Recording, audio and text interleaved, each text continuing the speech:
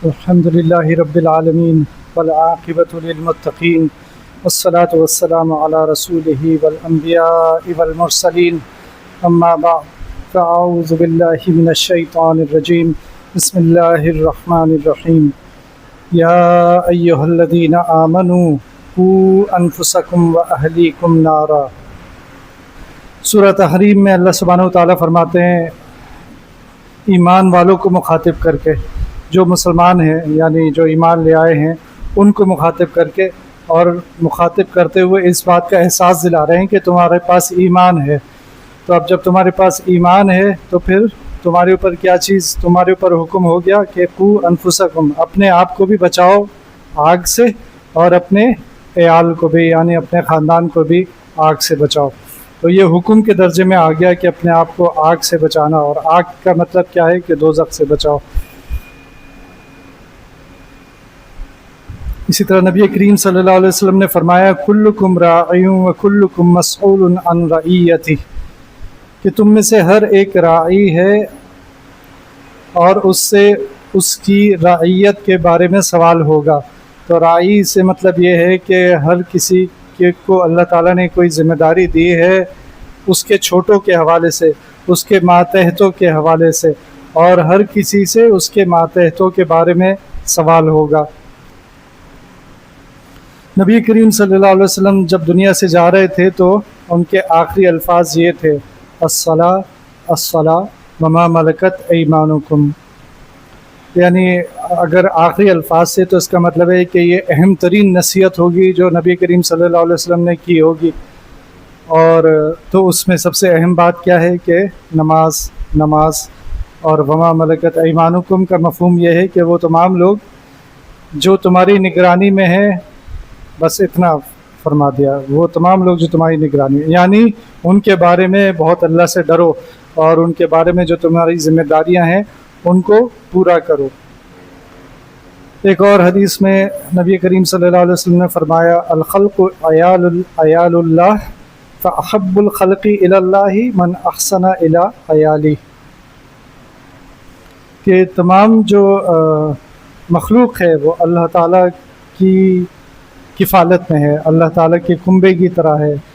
فاحب الخلق الی اللہ، اور اپنی مخلوق میں سے سب سے زیادہ پسندیدہ اللہ تعالیٰ کے لیے وہ ہے جو اس کی مخلوق کے ساتھ اچھا ہو، یعنی اللہ تعالیٰ اس بندے کو پسند کرتے ہیں جو اللہ تعالیٰ کی مخلوق کے ساتھ اچھی طرح پیش آتا ہے۔ تو وہ جو پہلی آیت تلاوت کی تھی اس میں سب سے پہلے ہمارے اوپر ذمہ داری ڈالی گئی کہ ہم آگ سے بچیں، سب سے پہلے اپنے آپ کو بچائیں، اس کے بعد اپنے اہل و عیال کو۔ تو یہ آگ سے بچانے کا طریقہ کیا ہے؟ طریقہ تو یہی ہے کہ اللہ تعالیٰ نے جو بچنے کے طریقے بتائے ہیں ان تمام طریقوں پر عمل کیا جائے۔ جو نماز نہیں پڑھے گا وہ آگ کا مزہ چکھے گا، جو روزہ نہیں رکھے گا وہ آگ کا مزہ چکھے گا، جو زکوٰۃ نہیں دے گا وہ آگ کا مزہ چکھے گا۔ جو بھی اللہ تعالیٰ نے گناہوں سے بچنے کا حکم دیا ہے، اور اگر کوئی گناہوں سے نہیں بچے گا تو پھر وہ آگ کا مزہ چکھے گا۔ اسی حوالے سے اپنی خاندان کے اوپر بھی کے حوالے سے بھی ذمہ داری لگائی گئی ہے کہ انہیں بھی پوری کوشش کرو کہ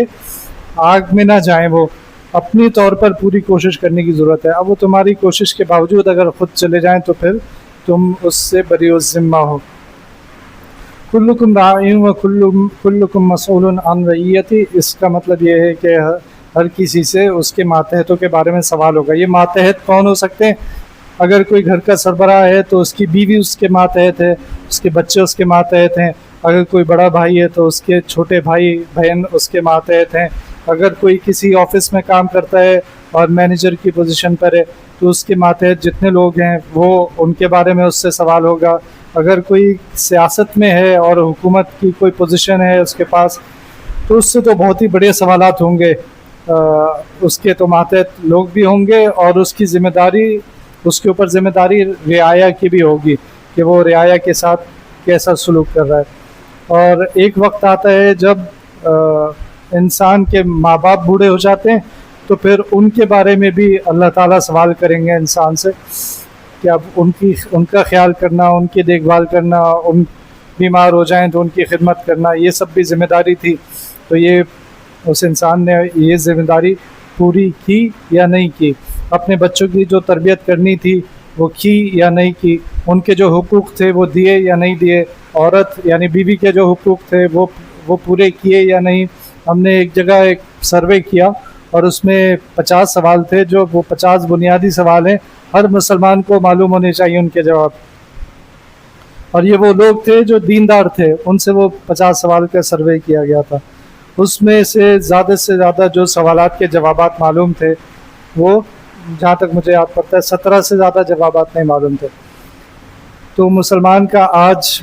جو دین کا بنیادی علم ہے اس کے حوالے سے مسلمان کی حالت یہ ہے کہ اسے بہت ہی کم معلومات ہے۔ یہ اس کی بات ہو رہی ہے جو دین پہ چل رہا ہے، نمازیں پڑھ رہا ہے، جس کو خوف خدا ہے،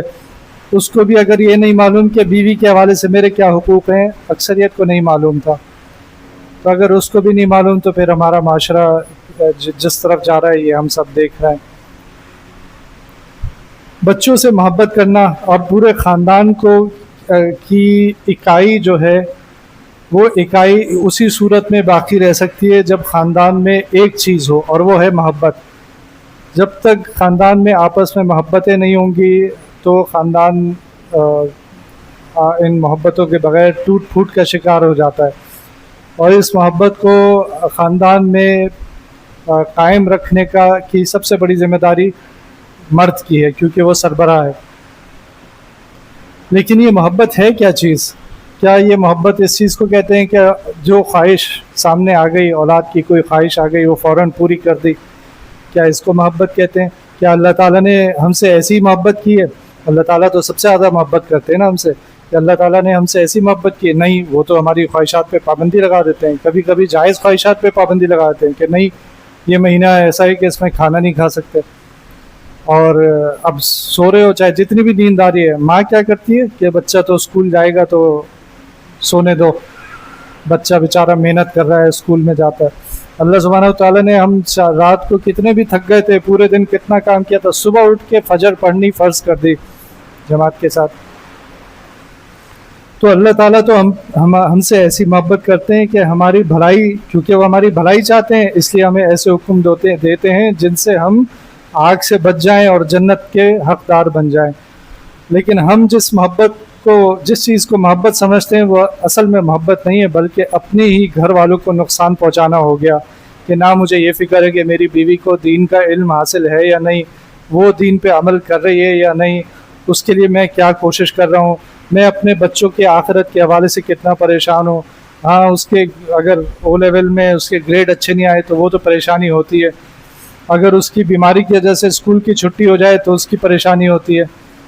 لیکن کبھی یہ پریشانی نہیں ہوتی کہ میرا بچہ جو ہے وہ نماز ہی نہیں پڑھتا، یا پڑھ لیتا ہے تو فجر کی نہیں پڑھتا، اور اگر پڑھنا بھی چاہتا ہے تو میں اسے منع کر دیتا ہوں کر دیتی ہوں کہ بیٹا سو جاؤ، تم تھکے ہوئے ہو، پھر اسکول بھی جانا ہے۔ یہ محبت نہیں ہے، یہ نقصان پہنچانے والی باتیں ہیں، اپنی اولاد کو، اپنے گھر والوں کو نقصان پہنچانے والی باتیں ہیں۔ تو اصل محبت وہ ہے جو اللہ تعالیٰ نے ہمیں سکھائی ہے۔ نبی کریم صلی اللہ علیہ وسلم نے بھی جب دیکھا کہ ان کے پیچھے بہت سے لوگ مسجد میں حاضر نہیں تھے تو نبی صلی اللہ علیہ وسلم نے حدیث کا مفہوم ہے فرمایا، میرا دل چاہتا ہے ان لوگوں کے گھروں کو آگ لگا دوں جو مسجد میں حاضر نہیں ہو رہا ہے۔ یعنی ان سے زیادہ رحمت والا، ان سے زیادہ محبت کرنے والا، اپنی امت سے محبت کرنے والا کون ہوگا؟ لیکن جب یہ دیکھا کہ نماز میں مسجد میں حاضر نہیں ہے تو اس قدر ناراضگی کا اظہار کیا۔ تو اصل محبت یہ ہے،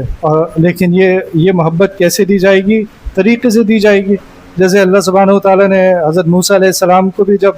فرعون کے پاس بھیجا تھا تو حالانکہ اللہ تعالیٰ جانتے تھے فرعون اسلام نہیں لائے گا، اللہ تعالیٰ کو تو پہلے سے معلوم تھا، پھر بھی حکم دیا کہ اس کے ساتھ حکمت کے ساتھ بات کرنا۔ تو اب ہم جس طرح اپنے خاندان کو ٹھیک کرنے کی کوشش کرتے ہیں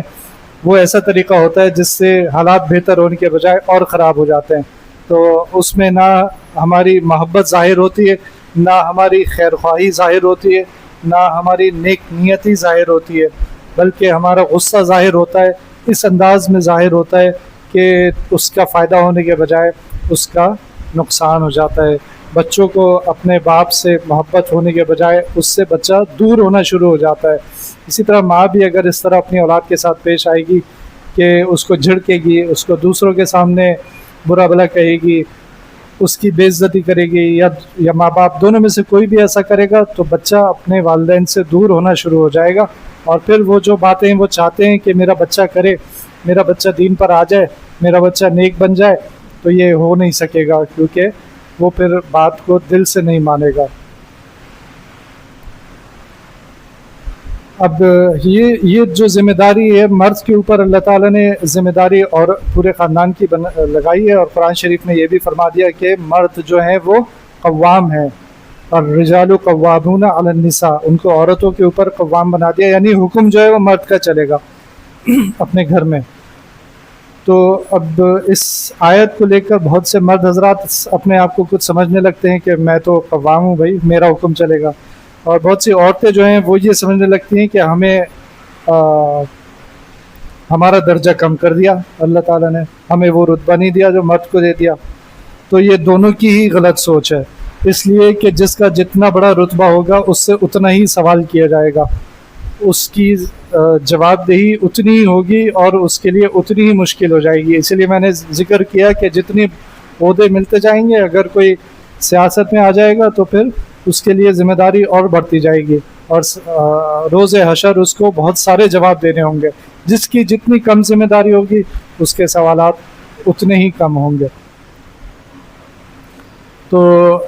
یہ اب اگر آپ کے پاس ملازمین ہیں، گھر پہ ہوں یا آفس میں آپ مینیجر کی پوسٹ پر ہیں، تو ان ملازمین کے حوالے سے بھی آپ سے سوال جواب ہوگا کہ آپ نے ان کے ساتھ ناانصافی تو نہیں کی، آپ نے ان کی بے عزتی تو نہیں کی، بے تکریمی تو نہیں کی، آپ نے ان کی تنخواہ وقت پر دی، آپ نے ان کی تنخواہ کم تو نہیں دی، آپ نے ان کے اوپر ظلم تو نہیں کیا، ان کے اوپر کام کا اتنا بوجھ تو نہیں ڈالا کہ ان کے لیے مشکلات ہو گئیں۔ یہ سارے سوال جواب آپ سے ہوں گے۔ صرف یہی نہیں بلکہ میں نے ایک مفتی صاحب سے پوچھا تھا کہ یہ نمازوں کا بھی سوال جواب ہوگا کیا، کہ اگر میں کسی آفس میں کام کرتا ہوں تو میں اپنی جو میرے ماتحت لوگ ہیں، کیا ان کی نمازوں کے حوالے سے میرے اوپر کوئی ذمہ داری ہے؟ تو انہوں نے کہا تھا کہ بالکل ذمہ داری ہے، اسی حدیث کی وجہ سے کہ تم میں سے ہر کوئی راعی ہے اور ہر کسی سے اس کی رعیت کے بارے میں سوال ہوگا، تو کیا ان کو نماز کی طرف توجہ دلائی یا نہیں دلائی؟ ہمارا کام ان کو نماز پڑھوانا نہیں ہے، لیکن ان کو دعوت دینا ہمارا کام ہے۔ وہ نہیں پڑھیں تو پھر ہماری ذمہ داری ختم ہو جاتی ہے۔ لیکن اگر ہم اپنے آفس میں بیٹھے ہوئے ہیں اور وہاں ہم یہ سمجھتے ہیں کہ یہاں تو میرا کام صرف میں مینیجر ہوں، صرف کمپنی کے کام سے میرا تعلق ہے، اس کے علاوہ میری کوئی ذمہ داری نہیں ہے، تو یہ بھی ایک غلط فہمی ہے جو دور ہو جانی چاہیے۔ پھر ان کے ساتھ میرا رویہ کیسا ہے، میں ان کے ساتھ کیسا سلوک کرتا ہوں، کیا میں ان سے صرف کام کی حد تک تعلق رکھتا ہوں یا میرے بھائی ہونے کے ناطے مجھے ان کی دوسری ذاتی زندگی کے بارے میں بھی فکر ہے کہ ان کی کوئی مشکل آ جائے تو میں اس میں ان کی مدد کروں اس مشکل کو دور کرنے میں۔ تو اس کے لیے مجھے ان کے ساتھ ایسا سلوک کرنا ہوگا کہ جب ان کے اوپر کوئی پریشانی آئے، خوشی آئے، غم آئے، کوئی بھی ایسی بات ہو تو وہ ان کو کوئی ڈر نہ ہو مجھ سے اس کا اظہار کرنے میں کہ میرے ساتھ یہ مسئلہ ہو گیا۔ جیسے ایک صاحب تھے، ان کے والد ہاسپٹل میں تھے، لیکن وہ کام کا اتنا لوڈ تھا ان پر کہ انہوں نے اوپر کسی کو بتایا نہیں، کہ جب اوپر والوں کو پتہ چلا، اوپر والے اچھے لوگ تھے، تو انہوں نے کہا کہ بھائی کام ہوتا رہے گا، آپ کے والد بیمار ہیں، آپ کو فوراً جانا ضروری ہے، آپ فوراً جائیں، آپ اسی وقت جائیں۔ تو اب یہ اس کو ایک میسج مل گیا کہ یہ لوگ جو ہیں میرا خیال رکھتے ہیں اور مجھے بھائیوں کی طرح میرے ساتھ پیش آتے ہیں، تو فوراً چلا گیا۔ تو یہ ماحول دینا کہ میرے ماتحت جو لوگ ہیں وہ مجھے اپنا بھائی سمجھے، مجھے اپنا بڑا بھائی سمجھے، اور اگر کوئی بھی مشکل آئے تو اس کے لیے ضروری ہے کہ مجھے ان کے گھر کے حالات بھی پتہ ہوں۔ اگر اچھا تعلق ہو تو مجھے ان کے گھر کے حالات بھی پتہ ہوں کہ کون کیا کر رہا ہے، بھائی کتنے ہیں، بہنیں کتنی ہیں، کس کے کیا مصروفیت ہے، کون کیسی تعلیم حاصل کر رہا ہے۔ یہ سب باتیں جب مجھے معلوم ہوں گی تو پھر میں ان کے بارے میں فکر مند بھی ہوں گا جب ان کے ساتھ کوئی مسائل آئیں گے۔ اسی طرح ان کی دین کی تعلیم کی۔ تو ایک نشانی اس بات کی کہ میرے ماتحت جو لوگ کام کرتے ہیں وہ مجھے اپنا خیر خواہ سمجھتے ہیں یا نہیں، اس کی ایک نشانی یہ ہے کہ جب ان کی اوپر کوئی مشکل آئے تو وہ میرے پاس بلا جھجک آ جائیں۔ اسی طرح گھر میں آپ کا خاندان آپ کے بارے میں کیا سوچتا ہے، آپ ان کے ساتھ کیسا سلوک کرتے ہیں، اگر کوئی اس کو جاننا چاہتا ہے تو وہ اس کو جاننے کا ایک طریقہ یہ ہے کہ جب آپ گھر سے دور ہوتے ہیں تو کیا آپ کے گھر والے آپ کا انتظار کرتے ہیں؟ کیا آپ کے گھر آنے پر خوش ہوتے ہیں؟ کیا آپ کے بچے آپ کے گھر آنے پر خوش ہوتے ہیں؟ اگر ایسا ہے تو بہت اچھی بات ہے، یہ اس بات کی نشاندہی ہے، اس بات کی علامت ہے کہ آپ اپنے گھر والوں کے ساتھ اچھا سلوک کرتے ہیں۔ لیکن اگر اس کے برعکس ہے، جیسا کہ بہت سے گھروں میں دیکھا جاتا ہے کہ باپ آئے تو بیٹے اولادیں چھپنا شروع کر دیتی ہیں، اور اسی طرح عورت بھی اس وقت زیادہ خوش ہوتی ہے جب آفس کے دن ہوتے ہیں، اور ہفتے اتوار کو اتنا خوش نہیں ہوتی۔ تو یہ اس بات کی علامت ہے کہ مرد کو اپنا جائزہ لینے کی ضرورت ہے کہ وہ اپنے خاندان کے ساتھ کس طرح پیش آ رہا ہے۔ اسی طرح عورت کی بھی ذمہ داری ہے، کیونکہ حدیث میں جو ہے وہ بتایا گیا ہے کہ سبھی ذمہ دار ہیں، سبھی سے ان کے بارے میں پوچھ گچھ ہوگی، عورت سے ان کے بچوں کے بارے میں پوچھ گچھ ہوگی۔ اب یہ بچوں کے ساتھ کیسا سلوک ہوتا ہے، اور آج کی ماں جو ہے وہ اس سے خوش ہے کہ میری اولاد مجھ سے دور ہے، اور اگر قریب ہوگی تو شور کرے گی اور آپس میں لڑائیاں ہوں گی، اور میں یہ ساری ٹینشن لینا نہیں چاہتی، تو اسکول کی چھٹیاں جلدی سے ختم ہو تاکہ یہ گھر سے باہر جائیں۔ حالانکہ اصل جو ماں کا رتبہ تھا نا، جس زمانے میں حدیث آئی تھی تو یہ اسکول وغیرہ تو ہوتے نہیں تھے کہ ماں کے پاؤں تلے جنت ہے، وہ اس لیے تھا کہ ماں ہی اصل میں اسکول ہے، بچے کا مدرسہ اصل میں ماں ہے، وہ اس کی تربیت کرتی ہے، وہ اس کو سکھاتی ہے۔ لیکن ماں یا تو آج اسکول بھیج کر مطمئن ہوتی ہے اور اپنا آرام کرتی ہے، اور یا پھر وہ موبائل دے دیتی ہے بچے کو تاکہ مجھ سے میری جان چھوڑے۔ اور تو یہ لمحہ فکریہ ہے، ماؤں کے لیے بھی ان کو اپنے بارے میں دیکھنے کی ضرورت ہے۔ وہ حدیث دہرا دیتا ہوں کہ الخلق عیال اللہ فاحب الخلق الی اللہ من احسن الی عیالہ، کہ ظاہر ہے کہ آپ کے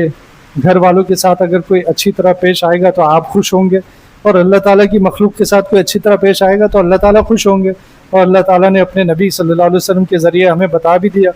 کہ اللہ تعالیٰ کو وہ شخص بہت پسند ہے جو اپنی جو مخلوق کے ساتھ اچھی طرح پیش آتا ہے، اپنے عیال کے ساتھ اچھی طرح پیش آتا ہے۔ تو یہ چند باتیں تھیں، اللہ تعالیٰ ہم سب کو عمل کرنے کی توفیق عطا فرمائے۔ ربنا تقبل منا انک انت السمیع العلیم وتب علینا انک انت التواب الرحیم۔ الہ العالمین اطاعت کی خوب توفیق عطا فرمائیے، گناہ اور برائی سے بچائیے، ہر قدم پر نبی کریم صلی اللہ علیہ وسلم کی پیروی کی توفیق عطا فرمائیے، ضالین اور مغضوبین کی پیروی سے بچائیے۔ یا اللہ آپ ہمارے ہو جائیے اور ہمیں اپنا بنا لیجیے، یا اللہ ہمیں ویسا بنا دیجیے جیسا آپ ہمیں دیکھنا چاہتے ہیں۔ یا اللہ نبی کریم صلی اللہ علیہ وسلم کی سنتوں پر عمل کی توفیق عطا فرمائیے۔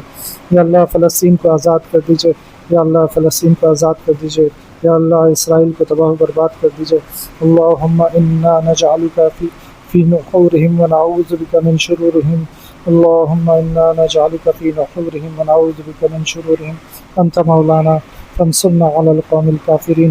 صلی اللہ تعالی علی خیر خلقہ محمد وعلی آلہ واصحابہ اجمعین، آمین برحمتک یا